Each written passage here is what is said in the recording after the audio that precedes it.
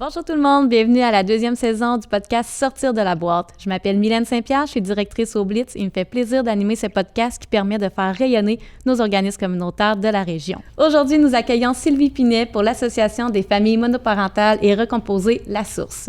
Bonjour Sylvie! Bonjour, comment ça va? Ça va bien, merci d'être présente. Ça fait plaisir. Donc, en entrée de jeu, avant de commencer vraiment là, dans le vif du sujet, j'aimerais ça que tu nous expliques un petit peu c'est quoi l'association, là, La Source, dans tes mots, la mission, vos activités, brièvement. C'est parfait. Écoute, je décris toujours l'association La Source comme étant une équipe qui accompagne les gens à partir du moment où ils se posent la question « Est-ce que je dois me séparer? » jusqu'au moment où ils retrouvent l'amour. Donc, on a des familles monoparentales, on a des familles recomposées et tout au long du cheminement, on est là pour les accompagner. Que ce soit en individuel, ça arrive de temps en temps qu'on va avoir des ex-conjoints qui vont venir nous voir aussi. Okay.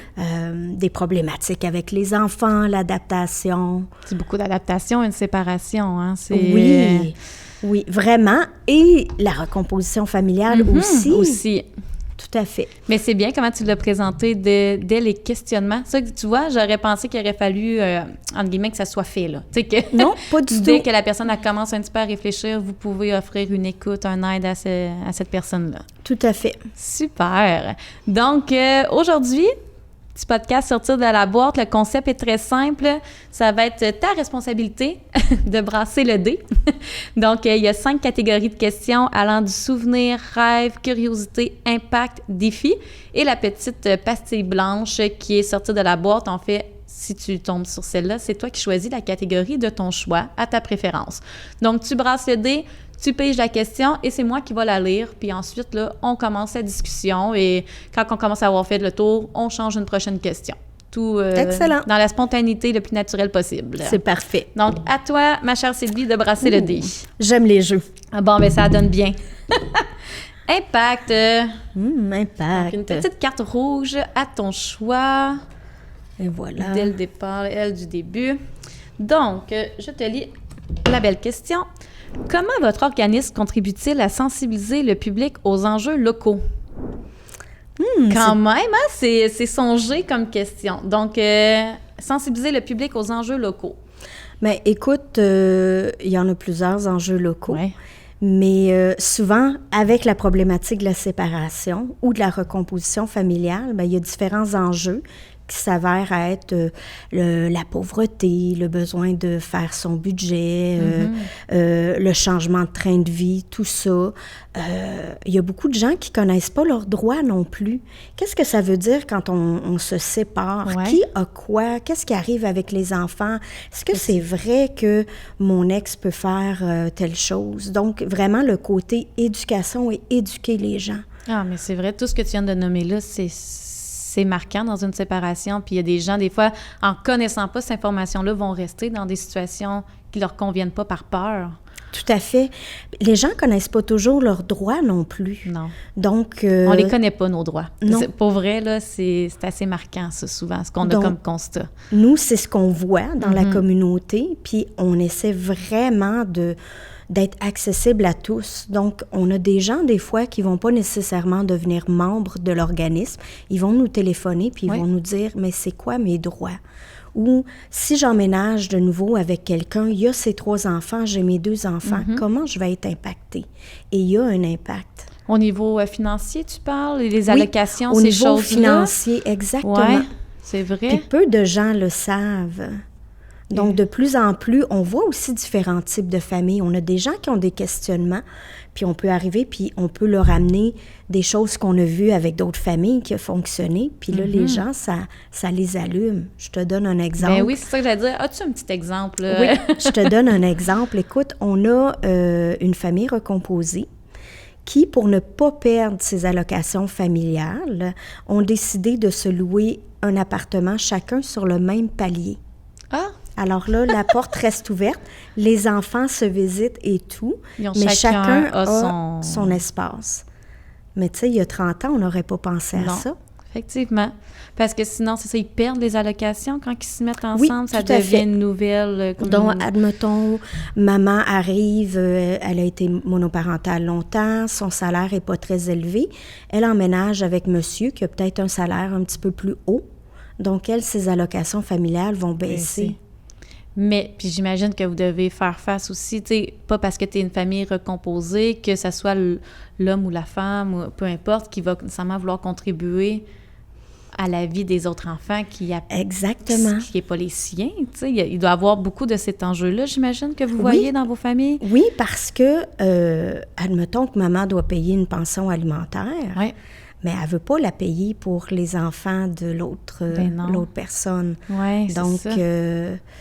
Elle veut pas financièrement être obligée de financer la famille au complet. Effectivement, je comprends. Donc là, vous êtes là pour vraiment sensibiliser les personnes à connaître ces droits-là, ces options-là, qui peut être possible, à comment réfléchir. Commencer un dialogue, justement. Qu'est-ce qu'on va faire?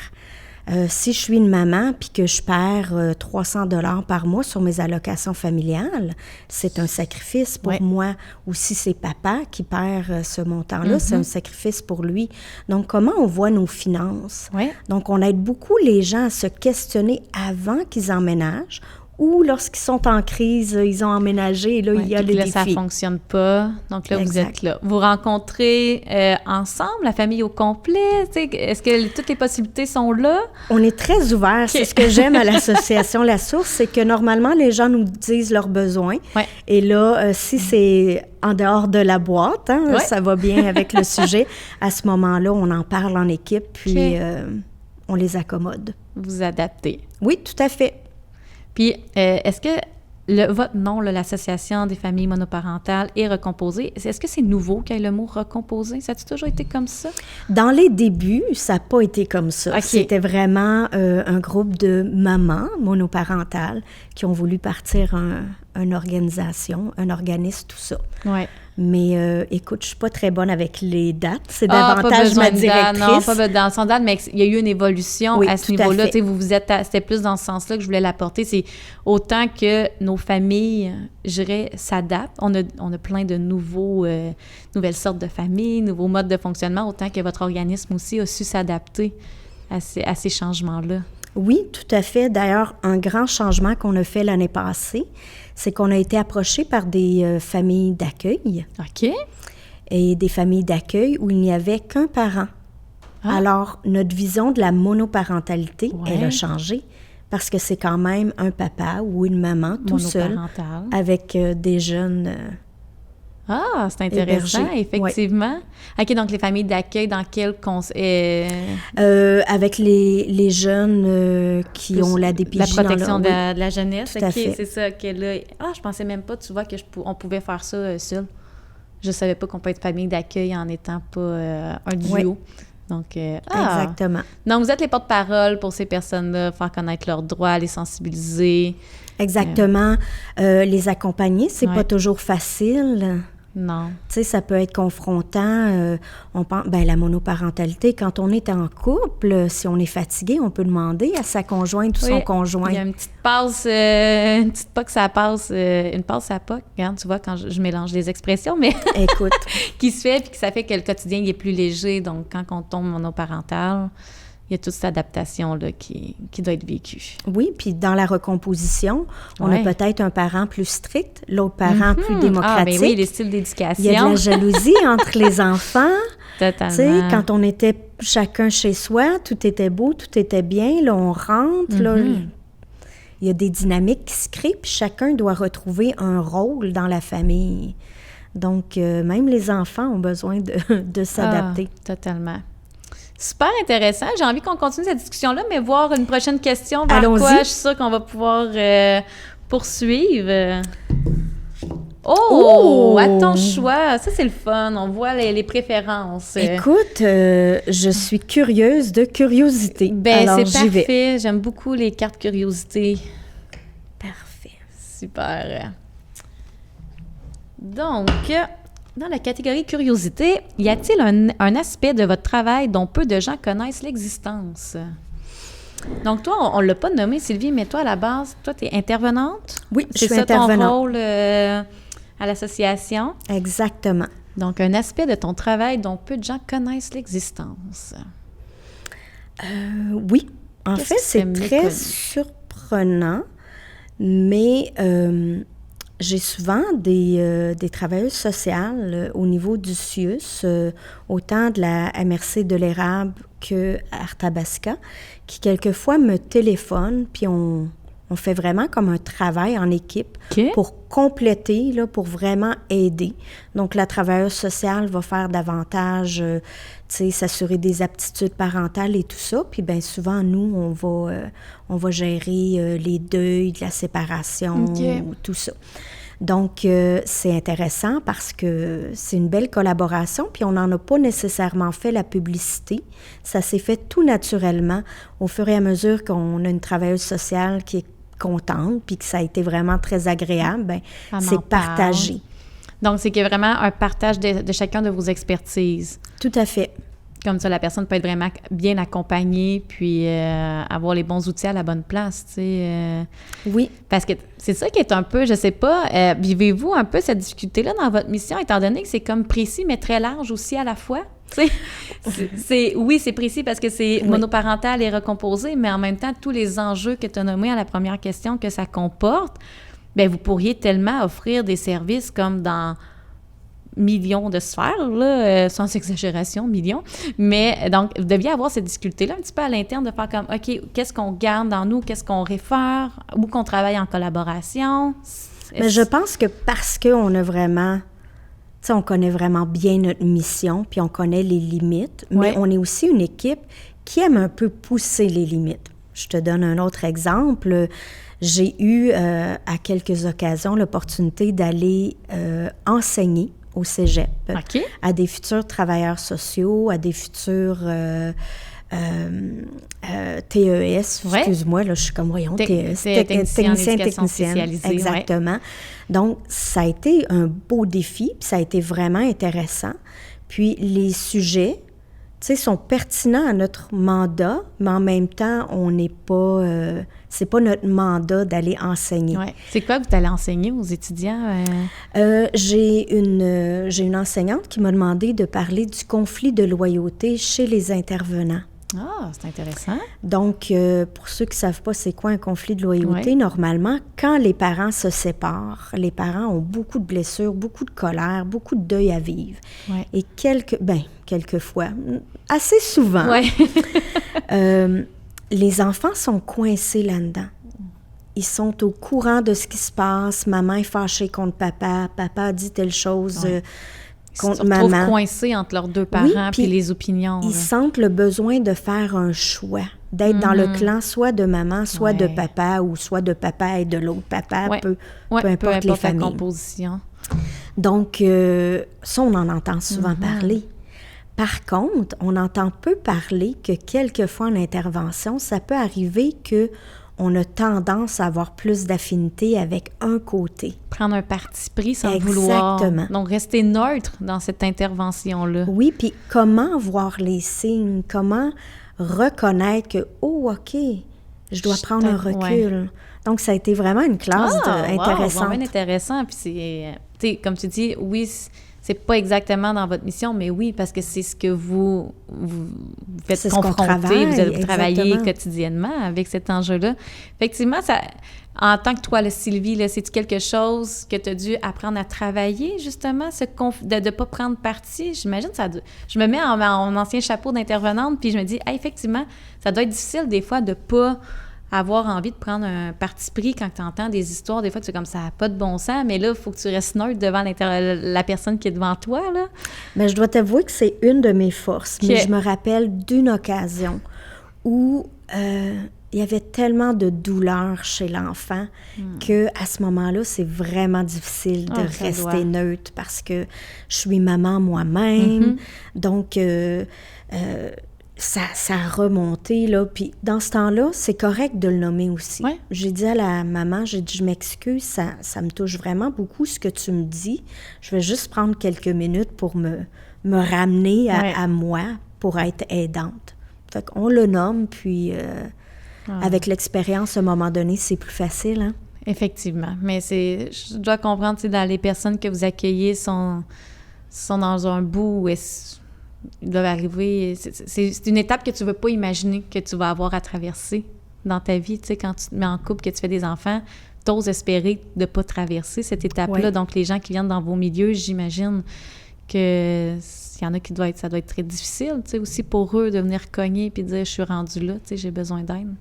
Oui, puis on est vraiment un organisme de gestion de crise. Ouais. Parce que les gens viennent nous voir quand ils n'ont plus d'options. C'est ça. C'est certain qu'on aimerait qu'ils viennent nous voir avant. Tu sais, le bout que j'ai dit tantôt, c'est le fun de l'entendre que Oui. même dès que tu commences à réfléchir que vous êtes là, les gens, ça serait bien aussi. C'est bien que tu l'aies nommé pour que les gens l'aient entendu, faire comme, pas obligé d'attendre qu'on arrive à la crise, tu sais. Oui, tout à fait. Vraiment. On va garder ça en tête. Excellent. Prochaine question, Sylvie? Prochaine question. Ouh, bleu. Bleu. Souvenir. Oh! Ça fait combien de temps, Sylvie, que tu es à l'organisme? Je pense que je suis sur ma 5e année. 5e année. Donc, on va aller dans les souvenirs, soit... J'avais de la misère avec la Les barre. souvenirs récents. Souvenirs récents, ou peut-être que tu vas avoir des souvenirs que tu as entendu parler dans les histoires. Quelle est la chose la plus imprévue qui vous soit arrivée dans votre carrière? Donc, on va aller finalement pour toi. Vraiment la question, donc, dans toi, ta carrière, quelle chose la plus imprévue qui t'est arrivée? Qui te soit arrivée? Écoute, j'en ai une. Oui, j'en ai y en a une. Qui a popé? Quand j'ai commencé à travailler à l'association La Source, je faisais les services de droit d'accès. OK. C'est-à-dire droit d'accès? C'est-à-dire que les parents qui ne peuvent pas être seuls avec les enfants pouvaient venir à notre organisme. Maintenant, on ne le fait plus. Non, c'est ça. Maintenant, il y a un autre organisme. C'est la parenthèse. Mais dans les débuts, c'est nous qui le faisions. Donc, moi, j'avais été engagée pour travailler une fin de semaine sur 2.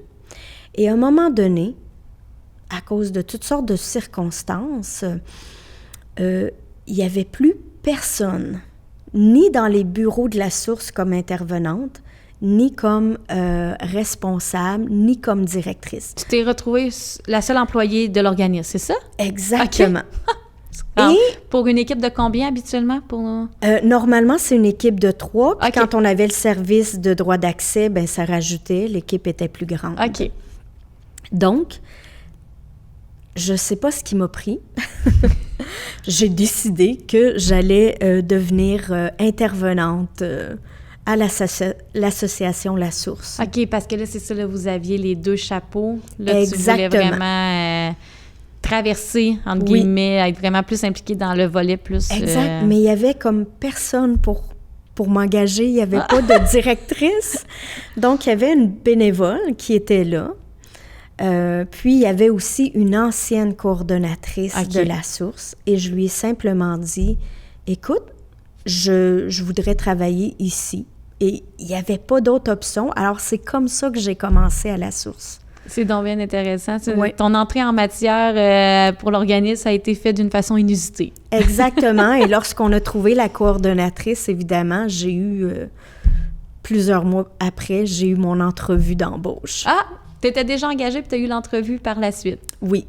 On voulait faire les choses dans les règles de l'art. Oui, bien effectivement, c'est important de le faire.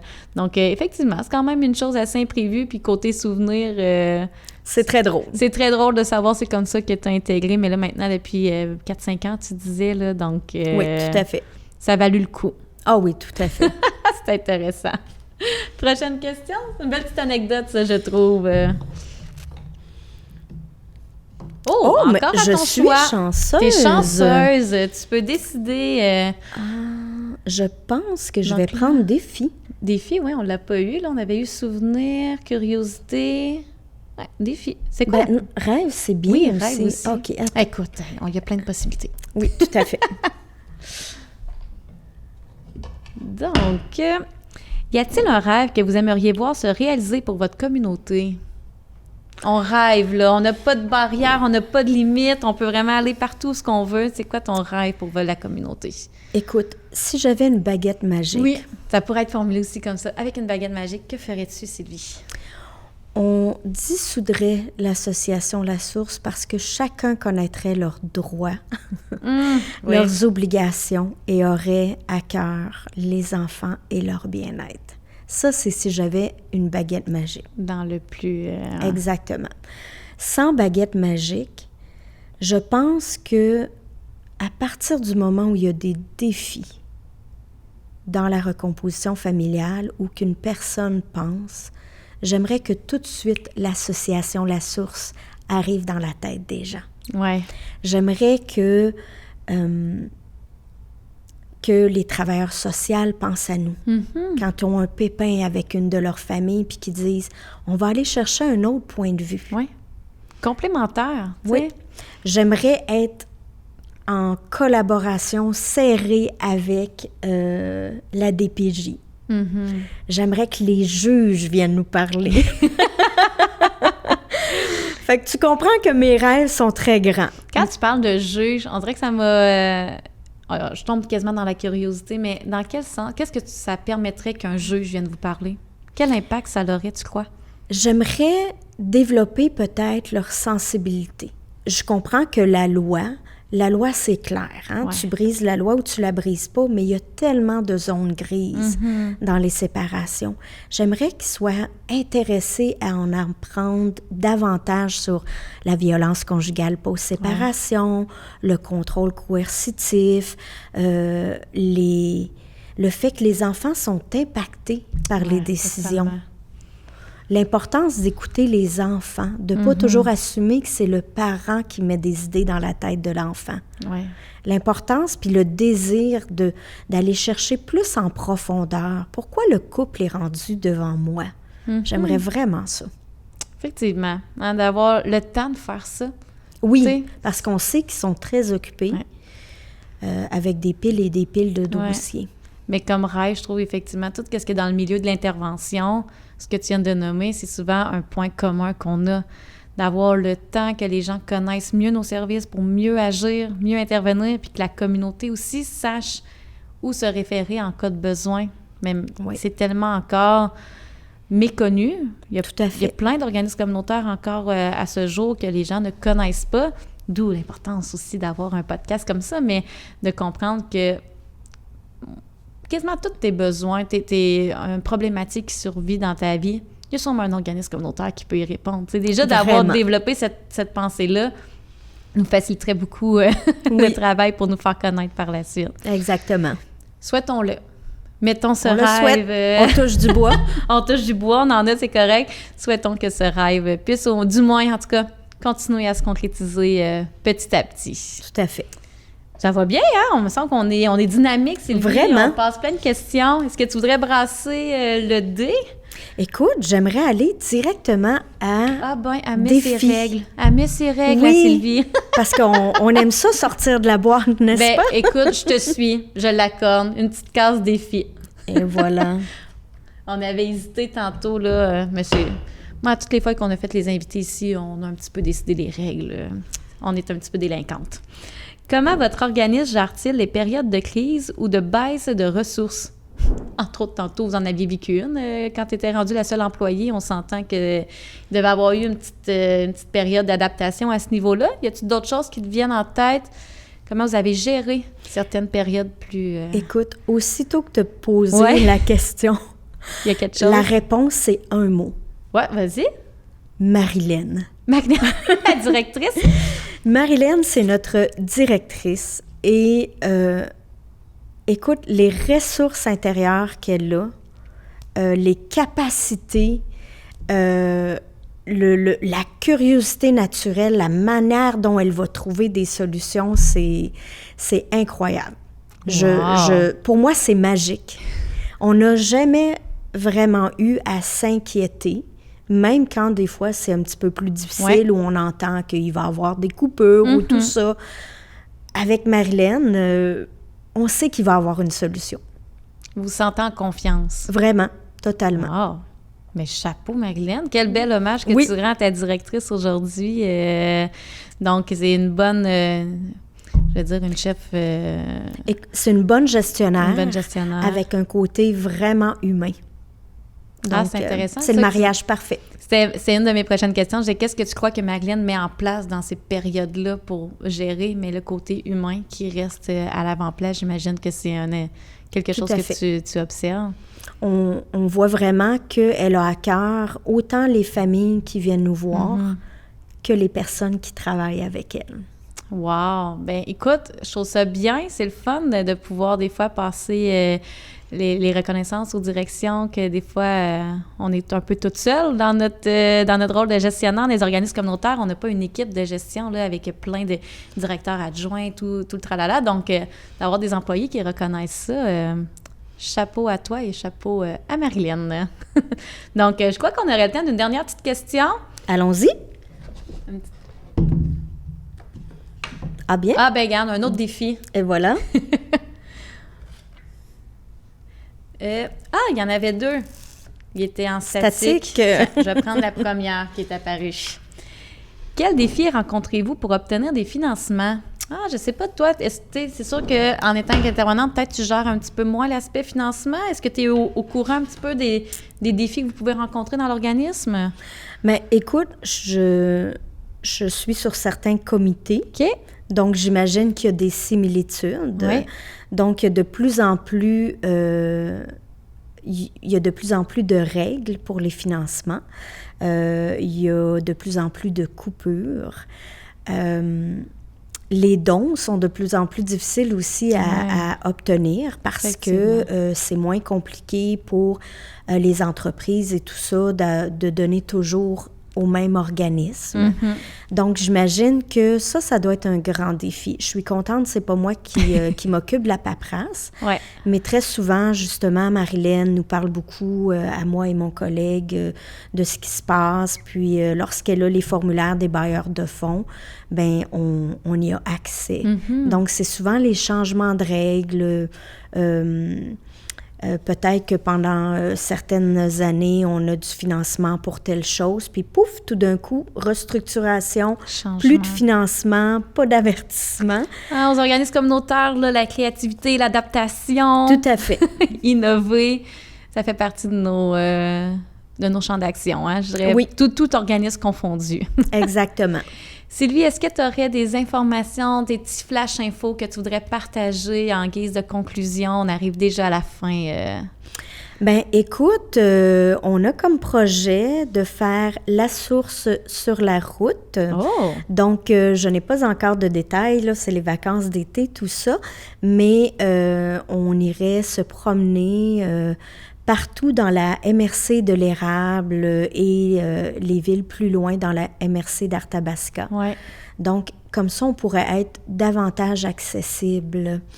Donc, quand ça va se passer, à ce moment-là, je vais être là avec ma petite valise et je vais faire le tour, puis je vais être là pour accueillir les gens s'ils ont des questions ou des défis. Vous assurer que le territoire ne soit pas un obstacle pour avoir droit à vos services. Tout à fait. Wow, bel objectif, ça. Merci beaucoup, Sylvie, de ta présence. Ça m'a fait plaisir. Vous avez aimé l'émission, je vous invite à suivre nos réseaux sociaux, à partager le contenu et on se dit à une prochaine émission. Bonne journée.